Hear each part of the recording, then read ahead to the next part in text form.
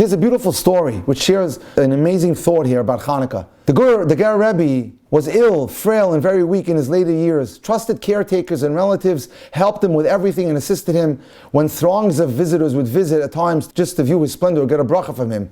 Since he didn't go out often in those days because he had become elderly, when he did emerge in his leadership, there was much pushing and shoving. Everyone wanted to get an opportunity to see the Rebbe, to the extent that his health was endangered by the throngs of people that could literally run him over. At this point, the Gabayim, or the caretakers, would set up a wall of strong Hasidim, or followers, to protect the Rebbe with all their might, holding back the crowd so that there would be room for the Rebbe to breathe. One Chanukah, during the Rebbe's last years, during one day of the holiday, the Rebbe was to go into the Beis Medrash, or the synagogue, and light the Chanukah lights. That evening, crowds rushed in from every corner of the land to arrive at the Ger Beis Medrash in Jerusalem. When the Gabayim saw the huge throng of people, they didn't know how it would be possible to control the crowd in the house of study, which in those days was within a relatively small Sfas Emes Yeshiva in Jerusalem. When the appointed time came to escort the Rebbe to the Beis Medrash, they found their way totally blocked by the gathering crowd. So many people had come to see the Rebbe, to see him and to be able to bask in his light and to watch him light the menorah, that they wondered how he was even going to be able to make it from his house to the Beis Medrash, to the house of study. It was impossible to cancel the Chanukah lighting and disappoint the crowd, but how are they going to get the elderly Rebbe into this place without endangering his health? The solution was to force the crowd to make room and set up a clear boundary beyond which no one was allowed to budge. Immediately, the faithful Hasidim, or the followers, responded. Everyone pushed and shoved backward to create a space. Among them was a young man from a nearby yeshiva in Yerushalayim who had managed through much effort to secure a premium spot at the front. Now, to his dismay, he was instructed to move back. Imagine, you wait for hours and hours and hours to be on a line, and now they disband the line, so all that wait is for nothing? And he felt like if one person stayed in his place, what difference would it make if everyone goes behind and I remain here? It's not going to hurt the Rebbe.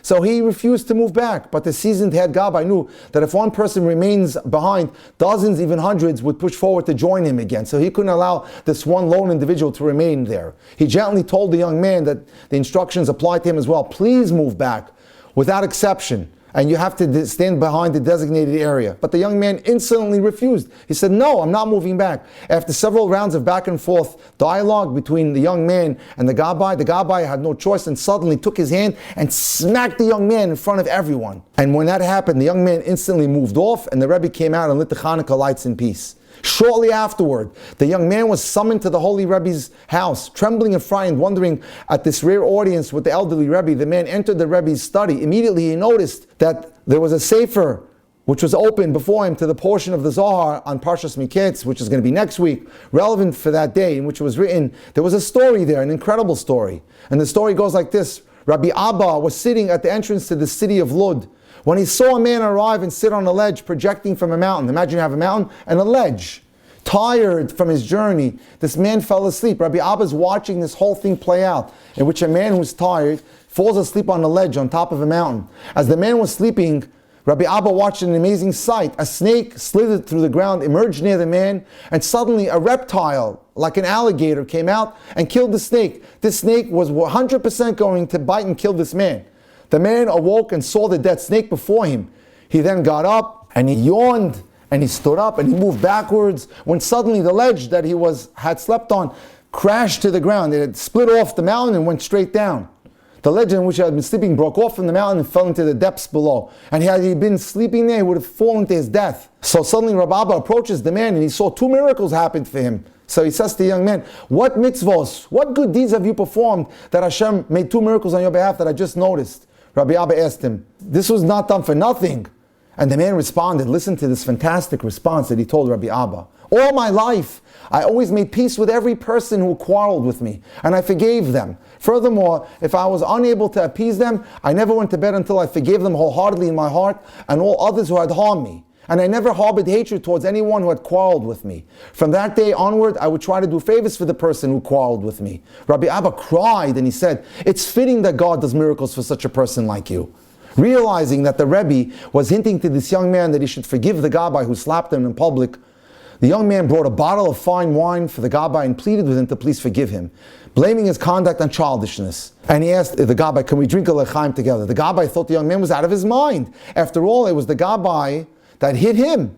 He had harmed the young man by slapping him in the face before a large crowd. He publicly humiliated him, and he should apologize to him instead of the man apologizing to the Rabbi. It was the Rabbi who thought I should apologize to the young man.